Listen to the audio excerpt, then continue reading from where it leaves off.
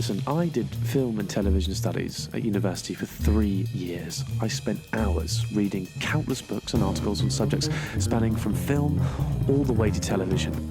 Not a single one mentioned Hugh Grant once. I achieved the hardest qualification across any university or college ever, a 2-1 in history. Let me tell you, the only thing that I learned was that we, as a society, have a history of denying and neglecting Hugh Grant's artistic and cultural relevance, not just in this country, but in the entire world. I met Oscar at a Hugh Grant-themed event I put on at the Students' Union. It felt as though Diggory and I were the only ones there, and we agreed that there was a Hugh Grant-shaped hole in academia. We decided to put it right ourselves. We want to show people that he's an icon in acting. We want to show people he's more than just a bumbling posh guy. I'm Diggory Waite. And I'm Oscar Beardmore Gray. And this is... Taking Hugh for Granted.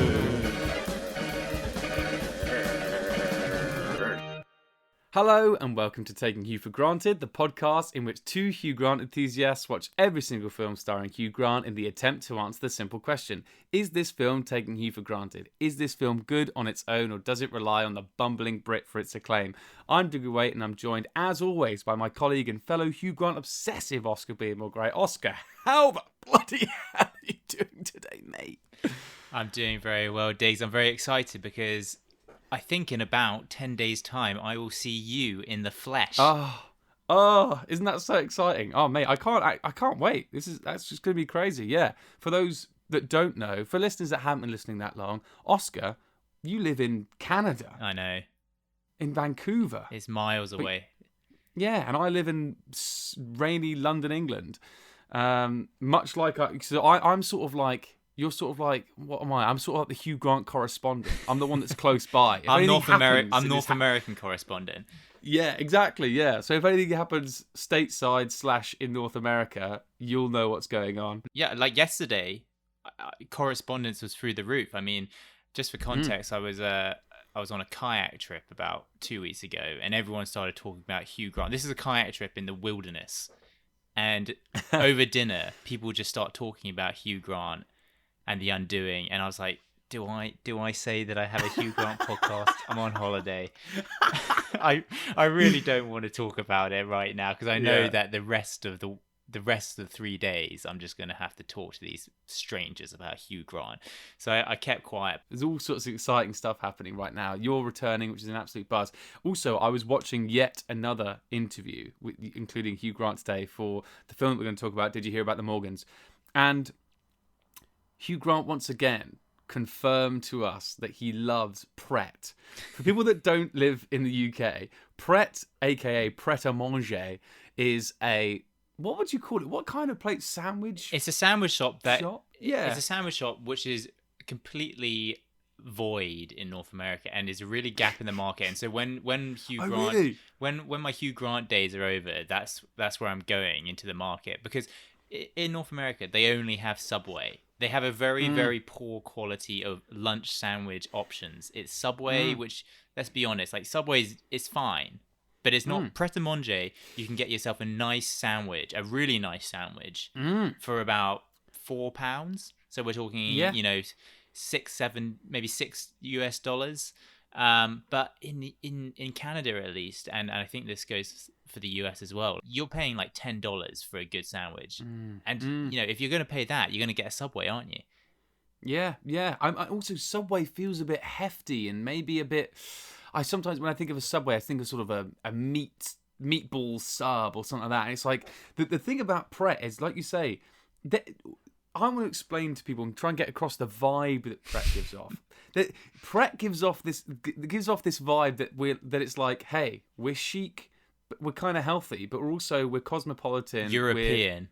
We're European and cafe culture. That's what it is. Cafe culture, salad bars, that kind of stuff. If you work in an office, there will be a group of people in that office who go to Pret every single day. Because Subway feels like fast food, at least over here. But Pret is different. Pret, you go there for your coffee. You go there to pick up a banana. You go there to have a quick old salad for your lunch. All those breakfast things, the granola things. Look, I'm just going to say, when people ask me what are the things I miss the most about the UK when I get asked that, Pret a Manger honestly is in the top 3. Really? And where Alongside do your family Chelsea rank? and Hugh Grant. Yeah. And your family are somewhere. Yeah, somewhere they're in the down there. top 10. Yeah, That's top 10 fine. probably. Yeah. But he, once again, like you say, he just confirmed that he likes to drive to Pret and eat his breakfast in his car. So, kind of amazing stuff. Yeah. Oh, well, what fun. It's probably about time that we talked about today's film. Shall we have a synopsis from Synopsis Simon? Take it away, Simon. Did you hear about The Morgans, directed by Marc Lawrence and released in 2009? Meryl Morgan, played by Sarah Jessica Parker, and Paul Morgan, played by Hugh Grant, have separated since his infidelity. After witnessing a murder, the Morgans are relocated to a tiny ranch town in Wyoming as part of a witness protection scheme and told to remain until the killer is caught. Whilst there, Meryl and Paul must sort out their relationship whilst trying to evade the murderer who is hot on their trail. Wonderful stuff there from Synopsis Simon. So, Oscar, did you hear about the Morgans? Well, did you? I did hear about them. Wonderful stuff. Any general thoughts about the film? The general thoughts are really, so for context, we like to talk context in Hugh's career. This is the 3rd out of 4 films where Hugh teams up with director Marc Lawrence, who we've discussed quite a bit on this podcast. He thinks he's quite funny. He's not very funny. The 4 films are 2 Weeks Notice, Music and Lyrics, Did You Hear About the Morgans, and The Rewrite. And I would say that 2 Weeks Notice was okay. Music and Lyrics we like. The Rewrite is the worst out of the 4, and this is somewhere in the middle. Like, yeah, it's you know what though? I actually quite like the film. Oh, good. I'm glad. I am glad. That makes me very happy because I did find myself just thinking, it's quite middle of the run. But so why don't we get into it then? Like, when you say you like the film, I'll touch first. Hugh Grant. Yeah. His character. What did you think about that? And was that a part of the film that you liked? I don't know. Oh, no. Hugh Grant plays a very, very common, his very common character here. And to be honest with you, I'm going to be pretty brutally honest here and say that Hugh actually in this film is really looking a bit tired, I think. Oh, wow. This is 2009, this film, and I think it really marks a point in his career, kind of where he decides, I'm done with film. I'm done with acting a little bit. He takes a 3-year hiatus after this film, and I think that probably after this film he thought, I'm done with this crap, because he's probably he's in his mid-40s at this point, and I don't want to judge Hugh too much, but he looks a little bit overweight, a little bit sullen, just kind of, he I don't know if it's intentional, but he wears some really bad clothes. He's always wearing trainers.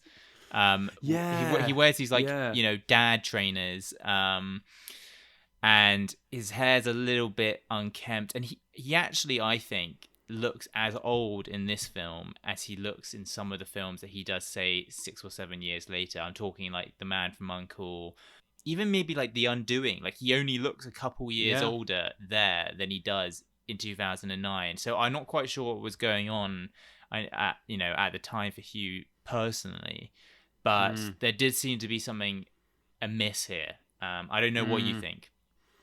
I think they're all good points. What do you think of the actual story? Let's break it down. Yeah, well, I was actually going to say this. We really like to go deep on Hugh and stuff, but if I look at it at a surface level, if I forget the fact that the story is a completely like elitist New York white girl problem story, and forget about the fact that the film is pretty bad, I actually quite enjoy it. Like, on a very much superficial I'm eating popcorn in the cinema vibe, I actually quite like the story is quite funny. It is. We'll give Marc Lawrence that. It's quite funny and it's completely unbelievable. But it is the kind of thing where you're like, all right, I get that this is not very serious, but I'm on board a little bit. So, to start with, Hugh Grant and Sarah Jessica Parker come into contact with this murderer who suddenly, for some reason, starts targeting them, and then they're moved to Wyoming for safety, witness protection. Yeah, and and then there's these hideous Wyoming stereotypes, which I don't pretend to know myself, but the people who are protecting them only have meat and beer in their fridge, and they only have Western films and no internet and no phone and all the rest of it. Hi, I'm Meryl Foster. I'm Clay's cousin, and this is my husband, Paul. We're visiting from Chicago. How to do? I'm Earl Granger. My granddaughter, Lucy. Howdy. Howdy. I was just wondering, would you mind terribly blowing the smoke in another direction? Thank you. Chicago. I don't know how you do things in Chicago. I've never been there. But this is God-fearing American country. We don't take kindly to outsiders trying to tell us how to live. Hugh Grant and Sarah Jessica Parker, they've been separated for 3 months because Hugh Grant did a boo-boo and slept with someone else. Ugh. Do you know why he slept with someone else? Because his wife, Sarah Jessica Parker, wants a baby desperately. It's sort of like, have we seen this before? Yes. Yeah, I think in 9 months. Yeah, that one. Yeah, exactly. It's just like, oh, God. Yeah. Marc Lawrence, I saw an interview with him where he was like, I just wanted to make, they tell you to write what you know, and I know marriage. That's the one thing I do know. So I wanted to write a film about marriage. And I'm like, see, that sounds sweet and earnest, but then you come out with this fucking shit. And it's like, what happened there? Yeah. We, of course, know that Sarah Jessica Parker and Hugh Grant starred together in Extreme Measures, which was a few years. I mean, they were a lot younger back then. But what did you make of their chemistry on screen together? I think I know the answer. Well, as I say, I think to be fair, by the end of the film, I was more into it. And I suppose maybe that's the point, is that they're separated at the beginning and she's reluctant to trust him again. And so eventually they come back together. So I suppose I was into it more. But I still just think, unfortunately, the characters I felt like their words didn't feel like they were coming out of their characters' mouths, if that makes sense. I feel like, both of their characters seemed a bit off and wrong. And so the chemistry for me couldn't really work. But one thing I would say is that, again, I was listening to an interview with Hugh, and it sounds like, which I'm glad to say, Sarah Jessica Parker and Hugh Grant got on like a house on fire. And so in this film, Hugh Grant apparently said to her, he was like, oh yeah, of course, we worked together ages ago on the film that I produced, and we started together. And she was like, oh, I don't remember it. And he was like, what? What do you mean you don't remember Extreme Measures? We were in it together. And she was like, oh yeah, I guess. He was like, bloody hell. But so they did they set up this meet for Sarah Jessica Parker and Hugh Grant to go and have this sort of, what do they call it? I think they call it a chemistry test, and just to see whether the actors will get on. And so they had this dinner in London, and Marc Lawrence was there in America thinking, oh God, when am I going to hear back from them?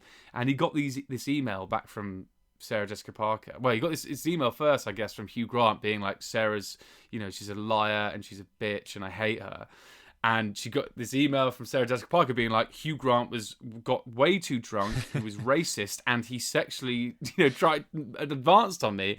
And Marc Lawrence rung up Hugh Grant. He'd known him for years and was like, Hugh, what the hell? Why did you do that? And then Hugh was like, we were joking. We're friends. It was great. It's a little joke. But I love the fact that you believed her at the drop of a hat. So they had a little fun in the game with Mark, which I thought was funny. But yeah, so it sounds like they were very good friends off screen as well, which made me very happy. But what did you think about their chemistry? Well, I mean, this might fall into that category where Hugh has said that, sometimes being friends off screen doesn't make for good chemistry on screen. Yeah, to be honest, I thought Sarah Jessica Parker was pretty bad. I'm just gonna say it straight up. Like, some of her line delivery was really terrible. Yeah, say it like it is, baby. Who wants some more? More film chat, film chat. More film chats on the way. Some more film chat with Oscar and Diggory. More film chat, film chat. Today is the day for more film chat, and a Hugh Grant film. Hooray! So Diggs, I mean, we've seen Hugh on screen with a few different animals over this podcast. I think what springs to mind is a giraffe. I can't think of another one. What was it? What was the giraffe in? It was in Rowing with the Wind. Oh my word! That is. There we go. The giraffe. We've seen him with the giraffe. What else have we seen him with? He must be with some sort of. He was with a toy dinosaur in 9 months. I'm not sure if that counts. Oh yeah, what Barney? Yeah, the big and a purple praying dinosaur mantis. And a bro. Yeah, the praying mantis. That was great. I was going to say he has been with it. I know another animal he's been with on screen. Colin Firth. that animal. Ugh. Well, I was going to also say that he probably didn't like being called Mr. Morgan in this film, seeing as Piers Morgan is one of his arch enemies. Yeah, that bastard, of course. Oh dear, oh dear. I wonder where their relationship was in 2009. Probably, yeah, it's probably as bad as it's ever been. To be honest, that was probably, yeah. Talking of this film, we have an encounter with a beastly animal. So, as you said, absolute classic. They end up in this place called Ray in Wyoming, in the middle of the nowhere, and everywhere around town they have like what you should do if you meet a bear. And obviously, you know, Hugh, being the terrified little newt that he is, he buys some bear repellent spray, and this ends up coming in handy. Paul? Huh? Paul, don't move. Sorry? There's a bear behind you. You know, this scene reminded me, because then Sarah Jessica Parker's like shouting out the instructions, being like, Wait, no, don't run. Don't run. The poster said not to run. you know, make sure not to make eye contact, all this stuff. And then she's like, and make sure you speak softly and quietly. It kind of reminded me of the scene in Mickey Blue Eyes when he's trying to put on the accent where he's like, forget about it. It's like in this one there, she's like, speak softly. And then he's like, Nice to meet you. My wife is a member of PETA. I have been meaning to join. Don't shoot a bear. I don't have a gun. Because the bear almost always lives long enough to maul the shooter severely. I don't have a gun! Soon. Well, it kind of brought back memories of the time I had a very close bear encounter last summer. Luckily, it wasn't with a grizzly bear, but I came a bit too close with a black bear at a park and had to back off. Luckily, I didn't start speaking to the bear. I was sort of out of sight before it could maul me or something like that. But talking, really, did that happen though? That's mad. Yeah, like last summer, I was walking on this. We were on this hike, and my girlfriend and I rounded a corner, and there was just a bear, like, 10 meters, 5 meters away, maybe. Wow. It was way too close to comfort, and we didn't see it coming, and it didn't really see us coming. And then I had dropped all my stuff and backed away, but luckily the bear was just chilling. He didn't really seem to care that much. And it was a black bear, so the grizzly bears are the ones to look out for. You don't want to come face to face with them because they're much bigger. Really? Could you take a black bear then? No, I couldn't take a black bear. Yeah. I mean, you've don't seen worry, me babe, fight, I got Diggs, this. and it's like, yeah. I'd be toast, but I think they're a little less likely to attack you. And I mean, I think the advice with a black bear and a grizzly bear, if you encounter a black bear, you're meant to fight back because there's actually half a chance that you could defeat it. With a grizzly bear, you're meant to play dead. Like, that is the extent. If one swipe and you're done, you're toast. So, and you can't don't run away because they run at like 40 kilometers an hour, and they can climb trees and they can swim. So you're basically just done. Oh my word! Oh my god! That's just terrifying. When you say you drop your stuff, do you mean, was that a euphemism for pooing your pants? Because I think now you said that, you've just made me think like that is scary. I nearly pooed my pants, but no, I did jump out my skin though. Really did jump out my skin. Oh my god! Now I kind of have like a sort of fear, probably a fear that's not really, not substantial. Like, it's not, what's the word? It's not a fear that really I should have, because people here in Canada, like, seeing a black bear is like seeing a dog. It's like really, wow. Well, in some places. So like the other day when I was on holiday, and now we're on a serious tangent, but like, this guy, we went to this campsite and he was like, oh yeah, just watch, there's a mama bear and her cub. They just like to hang out down the end of the road. Give them some space. They're fine. And I was like, excuse me, there's a fucking black bear and their cub. Like, I think I should be a bit more aware than just like, we see them every day. They're pretty chill. Wow. But yes. Yeah. I don't think a mama bear with cubs, you think they're going to be quite territorial.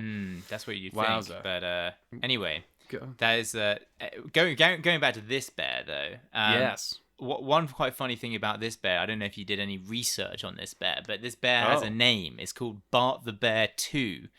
And it has its own Wikipedia page. It's in the cast on Wikipedia. It says Bart the Bear 2. And this bear, just more bear stories and all the rest of it. It was unfortunately adopted. It was its mum was killed in Alaska, and it was adopted by this crazy family who sort of took it in, and it grew up, and then it became a film star. It's starred in Evan Almighty, Game of Thrones. It made its debut in Dr. Dolittle 2. So quite a start. It's 21 years old, and Bart the Bear 2 is it's got more. It's done more things in this world than I have. So how many films do you say it's done? Does it say how many things it's done? Yeah, I mean, it's got more acting credits than Sarah Jessica Parker. I mean, oh my word! 1, 2, 3, 4, 5, 6, 7, 8, 9, 10, 11, 12, 13, 14, 15. It's got about 17 or 18 acting credits. Acting credits. I mean, that's crazy. That does that, and this is the bear that Hugh said. Someone asked him, "What's the strangest thing you've had happen or done to yourself on set?" And he said, "I once had to do a scene with a giraffe. There you go. That was challenging, but the giraffe was actually excellent. But that was not. But I wasn't my best that day. I've also worked with a live grizzly bear who was charming, and we talked about the theatre during our lunch break." Well, I'm taking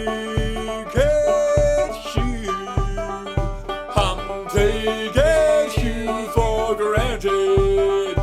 Well, I'm taking you for granted. As is customary in these sorts of films, particularly I feel like Marc Lawrence's ones, is we have to have some big crescendo ending.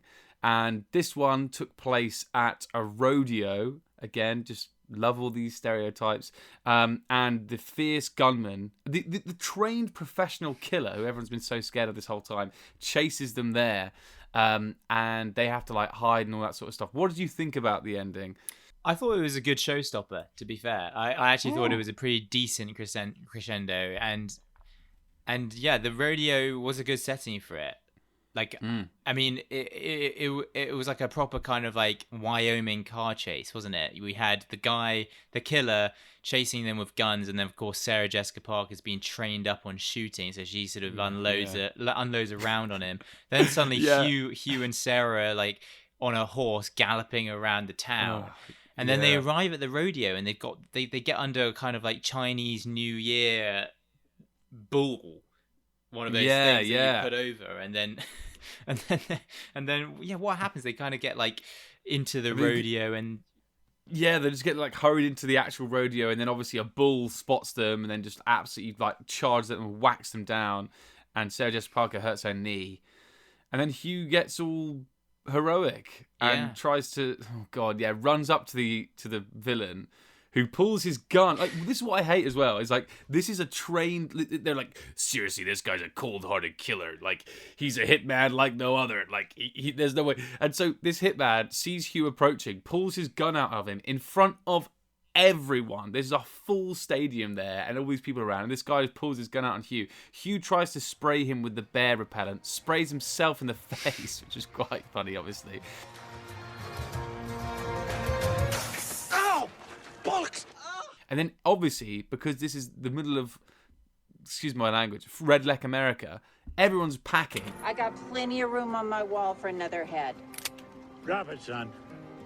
Step back away from my lawyer. So then, like, the sheriff's deputy's like, hold it right there, mister. And she's got a gun. And then the guy's waiting. And then someone else is like, yeah, Buster, you hold it right there. He's the guy who owns the one restaurant in town. And then everyone else just gets their guns out. And they're like, That even if you kill me, you now have 2 more witnesses who will testify against you. 3. 4. 5. 5. 5. You're 6, Cal. 6.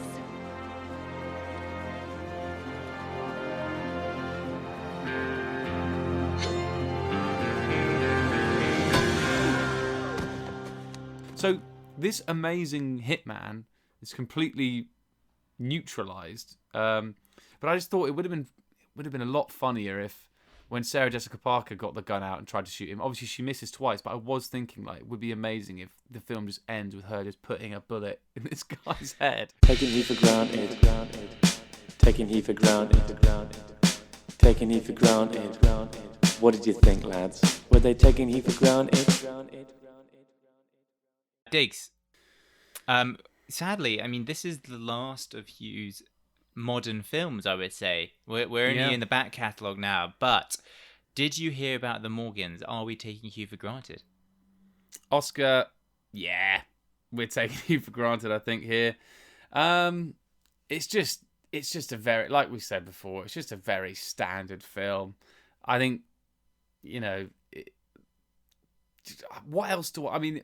Like you said, we've said it before. It's like popcorn, but for me, popcorn is meant to be tasty and easy to eat.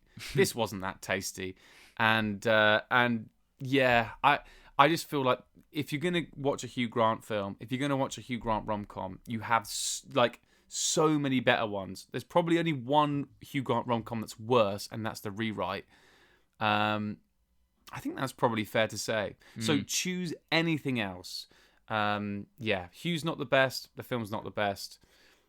What about you? What do you think? Are we taking you for granted? I think so, Diggs. I think we're going to both be in agreement here. I think the main thing is that this is not really the fault of Hugh in some ways, is that they've chosen two actors for this film who are over the hill in terms of being rom-com stars. Let's be honest. If I go and see a rom-com, I want to see two Stone. Yeah, two people Ryan Gosling. in their prime. Yeah. I want to see two people Channing Tatum. Yeah, who when they take their clothes off in the sex scene, you're like, okay, yeah, I've got a stonk on. I'm rewinding this shit. I'm not like, and it's not Hugh's fault and not Sarah's fault, but they're both like 45, and I'm not really interested in the whole kind of the divorcee love story. Maybe that was the audience they were going for, but I'm not that. I'm just not that bothered by it. And as a result, it doesn't really strike a chord with me. And I think, like I said at the beginning, this is Hugh is really waning in the rom-com circles, like the rom-com theater. This is kind of like, I guess I wouldn't call it a swan song, but it was really towards the end of that passage of his career, that era of his career. So for that reason, I think I am going to agree with you and say, sadly, this film is taking you for granted. That's such a good way of looking at it. This is him, this is towards the end of his. He's like a boxer, he's had some amazing fights. We're talking Notting Hill. We're talking About a Boy, Four Weddings and a Funeral. He's fought with some of the best. Yeah, he's knocked people out cold in the first round. Yeah, he's been amazing. He's fought all these other rom-com actors off. Like Matthew McConaughey was the only other one that you could have maybe said about the time. Colin maybe Firth, on his level. Bang, Colin Firth, straight in the nose. Matthew McConaughey, waff! All these guys getting absolutely wrecked, but now it's 2009. He's a bit old, he's a bit slow on his legs, and you think all his titles have been gone, they've been stripped, other people have taken them. Exactly. Ryan Reynolds is on the scene, Ryan Gosling's on the scene. Yeah. Channing Tatum, like you say. Channing Tatum, Mr. Tatum himself. So there's all sorts of, and it's just a bit sad to watch. You still turn up, people still love him for what he's done, but at this point, it's kind of like, you're right, it's seeing like a great champion return to the ring because he needs the paycheck, because he's got a gambling addiction. I mean, I hope that's not the case with Hugh Grant, but it did have that feel to it, didn't it? Yeah, and it's a shame because now what's so wonderful is now we've got this renaissance, and it's almost like the boxer has found his new weight class. Exactly. He's back in the ring. He's a pundit, he's an analyst, and he's the top of his game or something like that. Yeah, exactly. Yeah, and he's now smashing again with the big boys. We're talking The Undo It. We're talking Paddington 2. We're talking Florence Foster Jenkins. This guy's back in the ring. He's doing his best.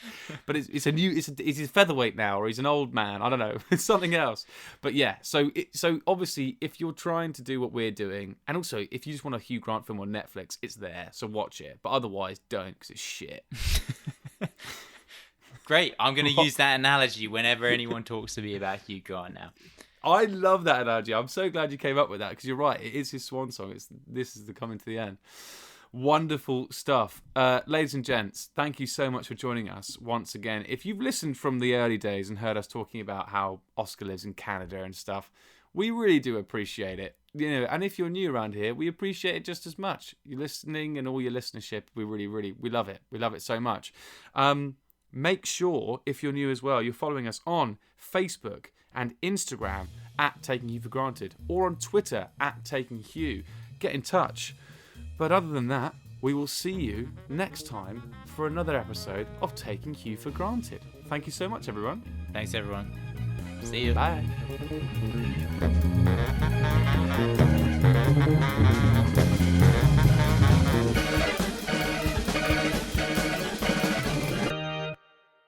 Taking Hugh for Granted is produced, edited and presented by Diggory Waite and Oscar Beardmore Gray. The producers of Taking Hugh for Granted would like to state that this podcast is in no way associated with the actor Hugh John Mungo Grant, nor does it endorse his views or represent him in any way. Instead, by creating this podcast, Oscar and Diggory hope to celebrate Hugh's illustrious career, reliving his old classics and shedding light on some of his hidden gems. Hugh, if you're listening, we hope you approve.